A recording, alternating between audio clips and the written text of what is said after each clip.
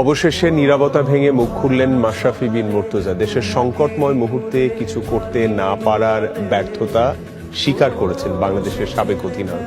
বৈষম্য বিরোধী ছাত্র আন্দোলন যৌক্তিক ছিল বলেও স্বীকার করেন তিনি। নিজের বাড়িয়ে পুড়িয়ে দেওয়ার পরও প্রিয় নড়াইলবাসীর ওপর কোনো অভিযোগ নেই আওয়ামী লীগের সাবেক এই এমপির। বৈষম্য বিরোধী ছাত্র আন্দোলন নিয়ে কোনো মন্তব্য না করায় শুরু থেকে সমালোচনা শুনতে হয়েছে মাশরাফি বিন মুর্তজাকে। এমনকি পুড়েছে নড়াইলে নিজের বাড়িও। গত 5 আগস্ট তার দলীয় সরকার পতনের পরও চুপ ছিলেন বাংলাদেশের সাবেক এই অধিনায়ক।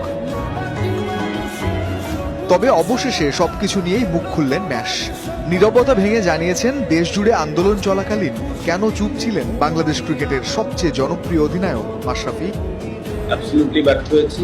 আমার কাছে মনে হচ্ছিল যে কোটা সংস্কার হয়তো বা হবে, কিন্তু তারপরে যে ঘটনাগুলো ঘটতে থাকলো তখন আসলে এমন একটা পরিস্থিতি হলো যে যখন সবাই চাচ্ছে যে আমি একটি স্ট্যাটাস দিই বা আমি পাশে থাকি, তো তখন আসলে পরিবেশটা এমন জায়গায় গিয়েছে যে আমার কাছে মনে হচ্ছিল যে আমি যদি এখন একটা স্ট্যাটাস দিই, যে কোনো কিছু লিখি, তো সেইটাকে কেন্দ্র করে যদি আরো ম্যাসিভ আরো বড় কিছু হয়ে যায়, তা আসলে সেই জিনিসটা সামাল দেওয়ার অ্যাবিলিটি আমার আছে।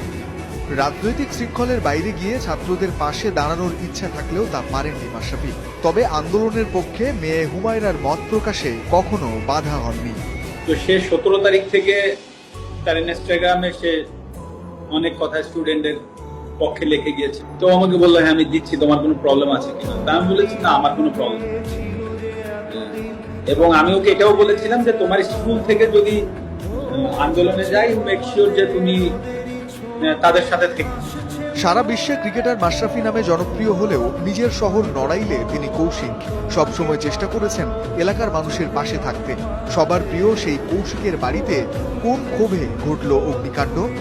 না মানে আমি নিজেও সেই প্রশ্নের উত্তর খুঁজছি যে আসলে কেন, এটা কি একটা মবের বিষয় নাকি অন্য কিছু? আমি নিজেও সেই প্রশ্ন, আমার কাছে মনে হয় না, কারণ ক্ষোভ হওয়ার মতো কোনো কাজ আমি করি না, সুতরাং আমার কাছে এটা মনেই হয় না যে কোনো ক্ষোভ থেকে করেছে। আবার থাকতেও পারে, বাট আমার কাছে মনে হয় না।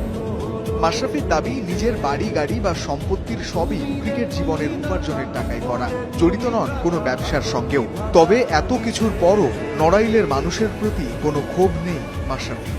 তো আসলে আমি নড়াইলের মানুষের বিরুদ্ধে আর বিচার চাইবো না। তো যেটা হয়ে গেছে সেটা হয়ে গেছে, ওটা আমি অ্যাকসেপ্ট করে নিচ্ছি। হয়তো বা আমার কাছে আমি এভাবে অ্যাকসেপ্ট করে নিচ্ছি যে হয়তো বা আমার কোনো ভুল ছিল, আমি কোনো ভুল করেছি, হয়তো বা তার জন্য ওনারা হয়তো বা এসে ওটা করেছে।